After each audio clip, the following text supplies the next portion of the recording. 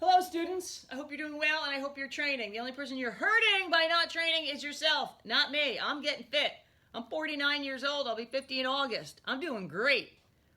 But I'm just telling you, if you don't prioritize this, you're only hurting yourself. Build your immune system. Build the functionality and the health of your immune system by working out, getting some exercise. It is good for you, I swear. What we're going to talk about today are three very important fundamentals or principles that you must satisfy in order to meet any training objective. This is really, really important. This is one, but all three of them are, if you're not satisfying these three fundamentals, you're not going to get anywhere. You're spinning your wheels. All successful training is based in these three fundamentals that we're going to cover now. So pay attention and make sure that you employ these fundamentals or principles every time that you train, and especially now. And I need some of you to get in touch with me because you're not, and you're only hurting yourself.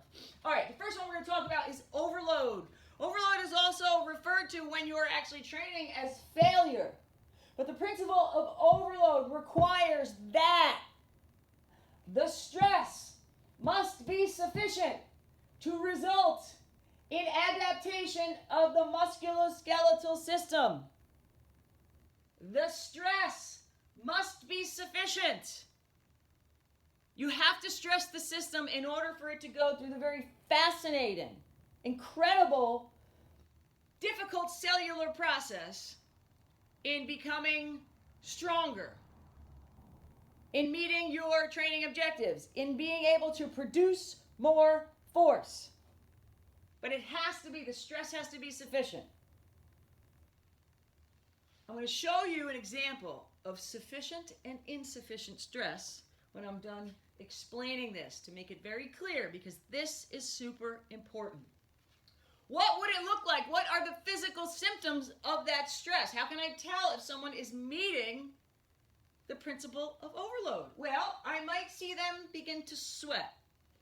And even though people do associate sweat with cardiovascular training, that couldn't be more incorrect. When you are lifting, you should start to sweat.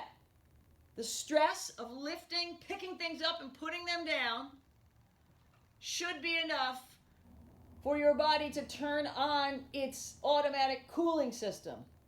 So I will definitely see some stress. Remember in class, do we do that? Do we have a chance to do that? If you're not sure if you're meeting that overload principle, when you're done working out, take a piece of paper, put it on your forehead. If it falls off your forehead, you ain't meeting it. Because there should be just enough sweat so that piece of paper sticks to your forehead. All right, shaking. You might start to shake. A little bit of shaking as you're trying to get those last couple of reps in on your set. Increased heart rate. So you're not going to see the increase in heart rate, but what it will look like is you see someone breathing heavier.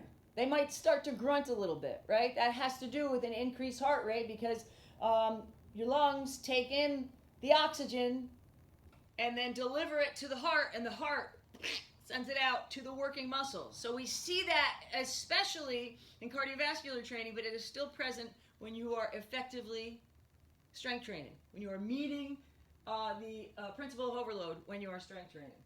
Redness of skin because of that increase in heart rate. I might start to see a little change in my skin tone, getting a little bit redder, more flush. And then I wrote failure. Failure is kind of related to shaking, right? When you are starting to fail, you're going to shake and you're just going to not be able to probably finish that last repetition. That's what we're going for. Now, I will tell you that failure isn't the only way. It's not a requirement for you to be meeting overload. It is possible for you to say, okay, I'm going to do 15 repetitions and be able to finish those 15 repetitions, still satisfying the principle of overload, but being able to finish that last rep. Okay, so some of us train to failure. On some exercises I like to go until I just can't finish, or that's why we use a spot when we're bench pressing. But you can still be achieving an appropriate amount of stress or overload without actually getting to the point of failure. Okay? So this is, we can call it failure, but failure is not necessarily required in order for you to be achieving overload.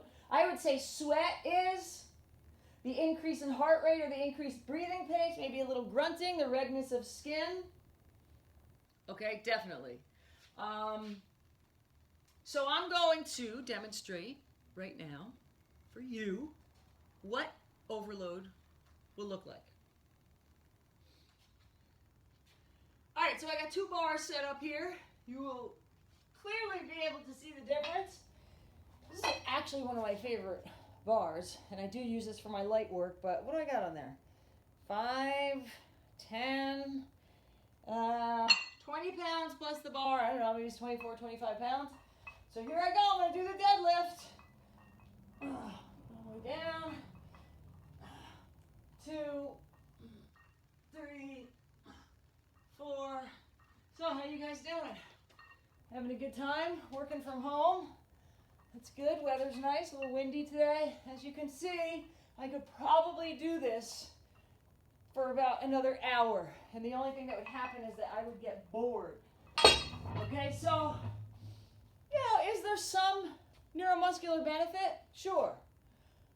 But if I'm trying to achieve overload, then I need to, get off the porch and run with the big dogs, as we like to say. And so here's a little bit closer to what I would like to see it look like. Same exercise. Same exercise. Oh, brother, here I go. Hurry.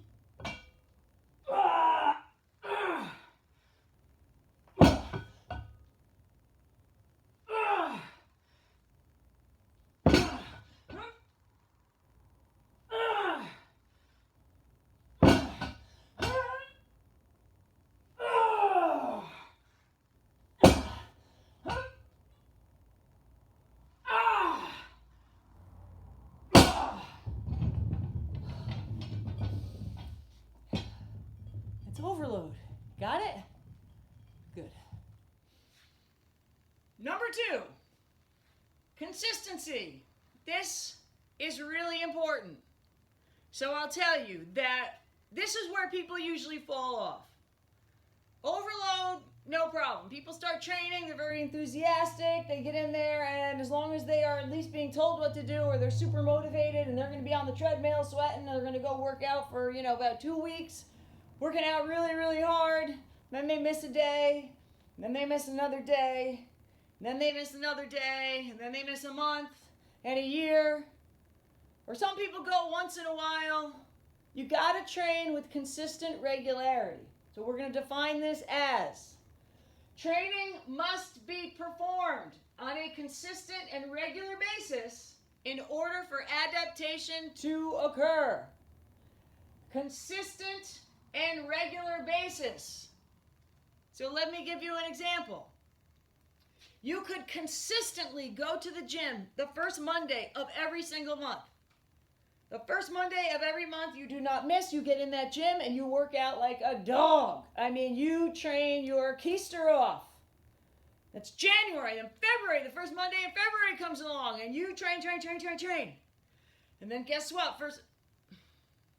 What do you think is going to happen? If you go to Planet Fitness, you probably get free pizza and some free Tootsie Rolls, maybe some bagels.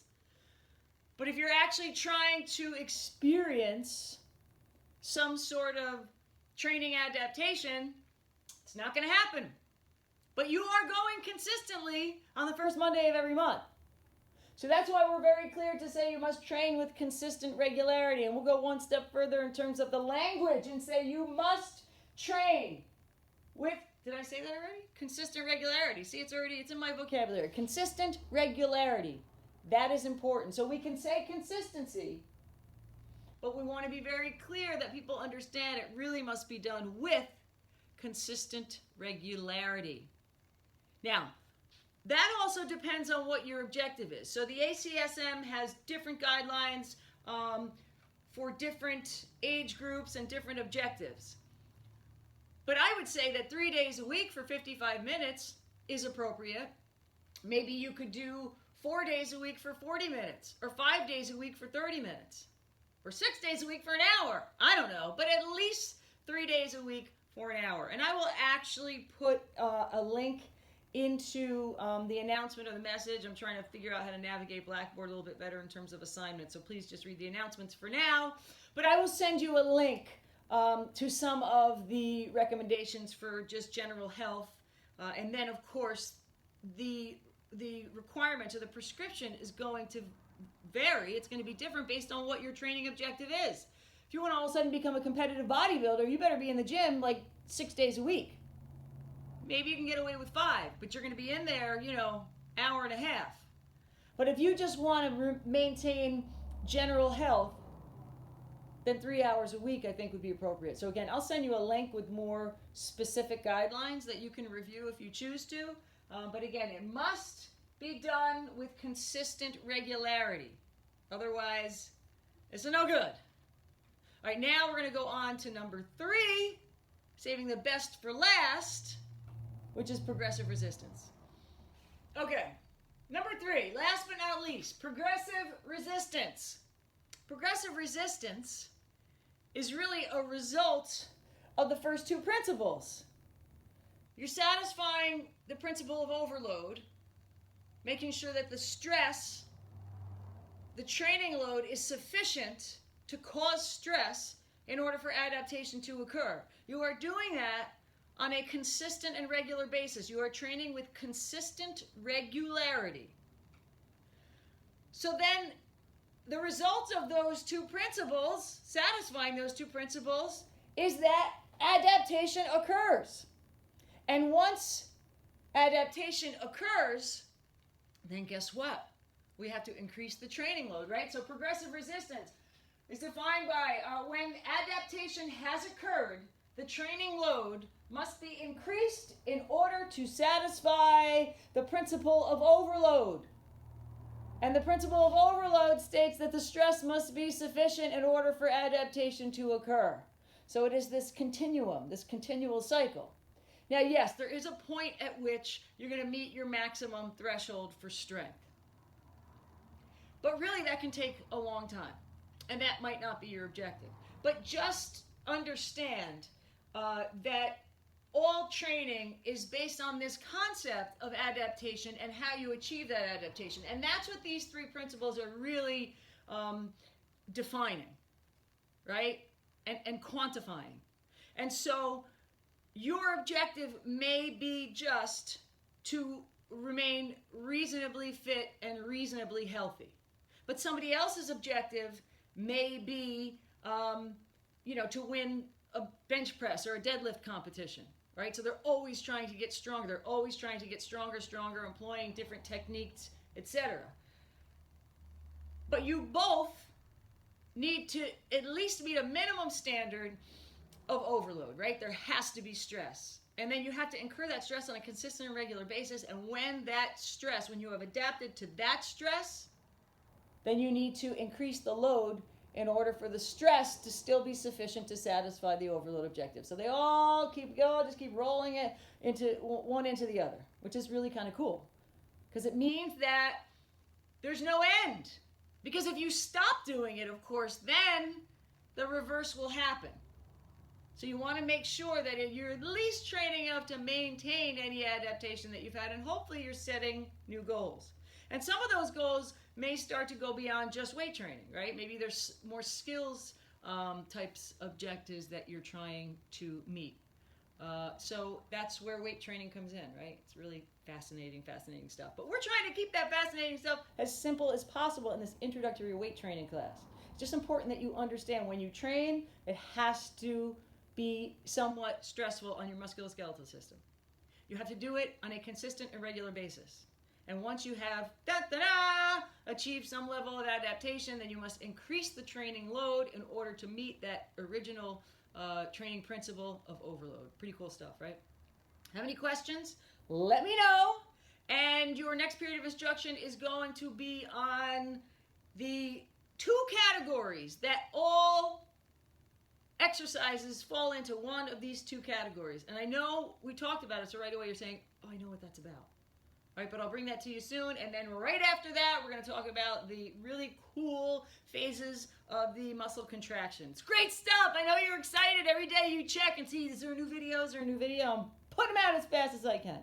I hope you guys are staying well. I hope you're staying motivated. Please remember that you are doing this. You took this class for yourself. So if you are not doing anything, you are only hurting yourself. If there's anything more that I can do for you, but even in that first video, I gave you plenty of ideas. This is not rocket science. You don't need to know 400 different exercises in order to achieve musculoskeletal adaptation. You literally can know 3 exercises and you're on your way. Remember those, guys in prison, they do push-ups, pull-ups, and sit-ups, and they get pretty jacked. Not saying you should go to prison to get in shape. I'm just saying, making a point, don't make it complicated. All right, you guys, I'll talk to you soon. Keep working hard.